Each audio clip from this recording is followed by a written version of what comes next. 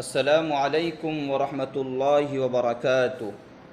ناظرین، آج میں آپ کی خدمت میں حاضر ہوں ہدایتun نحو کا 5واں سبق لے کر کے۔ چونکہ لاک ڈاؤن کا مسئلہ چل رہا ہے اور امید نہیں ہے ابھی مدارس کے کھلنے کی، اور طالبان علوم نبویہ کا بہت زیادہ نقصان ہو رہا ہے، تو تلافی مافات کے لیے اور کچھ نہ ہونے سے کچھ ہو جانا بہتر ہے، اس پر عمل کرتے ہوئے تہذیب الافکار چینل نے باضابطہ تعلیم کا آغاز کیا ہے۔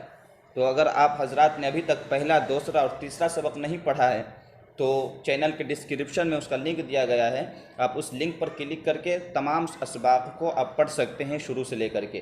تو آج ہم 5واں سبق پڑھیں۔ کل کے سبق میں ہم پڑھے تھے کہ مقدمہ کے اندر 3 فصول ہیں۔ پہلی فصل میں مصنف علیہ الرحمۃ والرضوان نے علم نحو کی تعریف، غرض و غایت اور علم نحو کے موضوع کو بیان کیا ہے، جس سے ہم کو معلوم ہوا کہ علم نحو کا موضوع 2 چیزیں ہیں، نمبر 1 کلمہ اور نمبر 2 کلام۔ تو دوسری فصل میں کلمہ کو بیان کریں گے اور تیسری فصل میں کلام کو بیان کریں گے۔ آج کا ہمارا سبق مقدمہ کے فصول ثلاثہ میں سے پہلی فصل ہے، تو چلیے شروع کرتے ہیں۔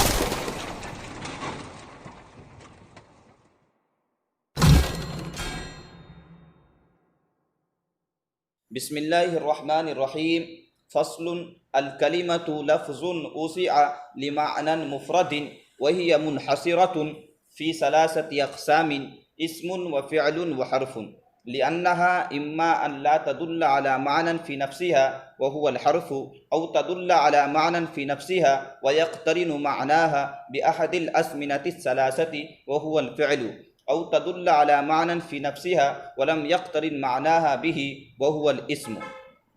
ترجمہ دیکھیے، فصل یہ دوسری فصل ہے، فصل یعنی ھذا الفصل الثانی، یہ دوسری فصل ہے۔ الکلمۃ لفظ اوسع لمعنى مفرد، کلمہ، الکلمۃ کلمہ، لفظ اوسع ایسا لفظ ہے جس کو وضع کیا گیا ہے مفرد معنی کے لیے، وہی منحصرۃ، اور وہ یعنی کلمہ منحصر ہے، فی 3 اقسام، 3 قسموں میں، اسم و فعل و حرف، ایک قسم اسم ہے، دوسری قسم فعل ہے اور تیسری قسم حرف ہے۔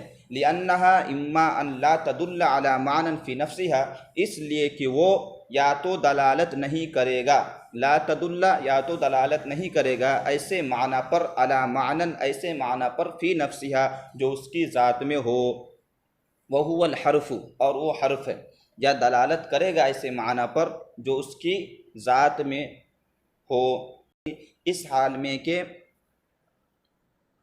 ملا ہوا ہو اس کا معنی 3 زمانوں میں سے کسی ایک زمانے سے، وہو الفعل اور وہ فعل ہے، او تدل علی معنی فی نفسها یا دلالت کرے گا ایسے معنی پر جو اس کی ذات میں ہو، ولم یقترن معناها به، اس حال میں کہ ملا ہوا نہ ہو اس کا معنی اس کے ساتھ، یعنی 3 زمانوں میں سے کسی ایک زمانے کے ساتھ، وہو الاسم اور وہ اسم ہے۔ عبارت ترجمہ آپ حضرات خود ہی اچھے سے دیکھ کر کے آیا کریں، اس لیے کہ ویڈیو لمبا ہونے کا خطرہ رہتا ہے۔ اگر ایک ایک لفظ کی تشریح کی، ایک ایک لفظ کو لغوی اور صرفی اعتبار سے اگر حل کیا جائے تو وقت زیادہ لگے۔ آپ نے عربی اول میں ہی پڑھ لیا ہوگا کہ لفظ کی 2 قسمیں ہیں، لفظ موضوع اور لفظ مہمل۔ لفظ موضوع جیسے زید اور لفظ مہمل جیسے دیس، یعنی زید کا الٹا۔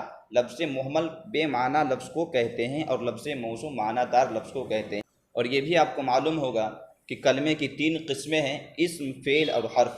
تو عربی اول میں صرف ہم کو اتنا پتہ چلا تھا کہ کلمہ معنی دار لفظ کو کہتے ہیں، اور کلمے کی 3 قسمیں ہیں، اسم، فعل اور حرف۔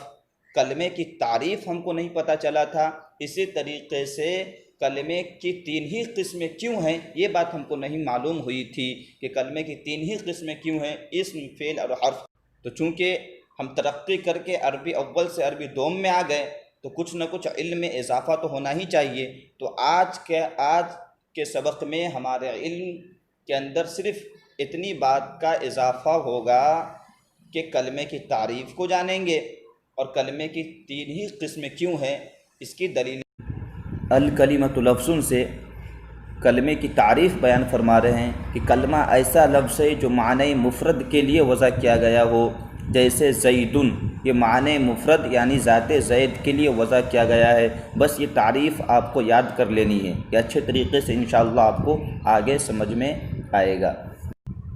وہی منحصرۃ فی ثلاثۃ اقسام، من سے مصنف علیہ الرحمہ کلمے کی 3 قسموں میں ہی منحصر ہونے کا دعویٰ کر رہے ہیں، اور لأنہا سے اس کی دلیل دے رہے ہیں۔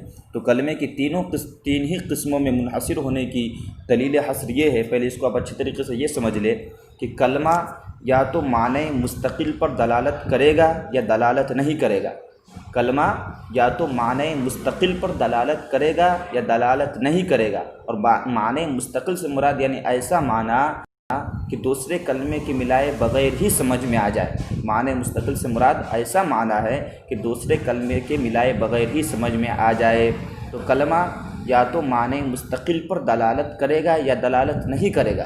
اگر دلالت نہیں کرتا ہے تو وہ حرف ہے، جیسے من۔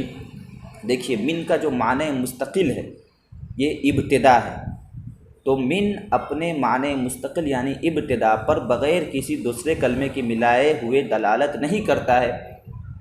جیسے آپ بولیے من، تو من کا مطلب سے، تو سے یہ ابتدا کے لیے ہوتا ہے، تو یہاں پر ابتدا اچھے طریقے سے سمجھ میں نہیں آ رہا ہے۔ اور اگر اسی کو ملا کر کے کہہ دیا جائے ذهبت الى المسجد من البیت، کہ میں مسجد گیا گھر سے، تو یہاں پر جانے کی ابتدا گھر سے ہو رہی ہے، تو یہاں پر من کو جب ذهبت کے ساتھ ملا دیا گیا تب یہ اپنے معنی مستقل پر دلالت کر رہا ہے۔ تو کلمہ یا تو معنی مستقل پر دلالت کرے گا یا دلالت نہیں کرے گا۔ اگر دلالت نہیں کرتا ہے تو وہ حرف ہے، جیسے من، اور اگر دلالت کرتا ہے تو 2 حال سے خالی نہیں، یا تو وہ معنی مستقل کسی ازمنہ ثلاثہ میں سے کسی ایک زمانے کے ساتھ ملا ہوا ہوگا یا ملا ہوا نہیں ہوگا۔ اگر ملا ہوا نہیں ہے تو وہ اسم ہے، جیسے زیدن۔ دیکھیے زیدن جب بولا گیا تو اس سے ذات زید ہم کو سمجھ میں آ گیا، دوسرے کلمے کے محتاج ہوئے اپنے معنی پر ہی دلالت کر دیا۔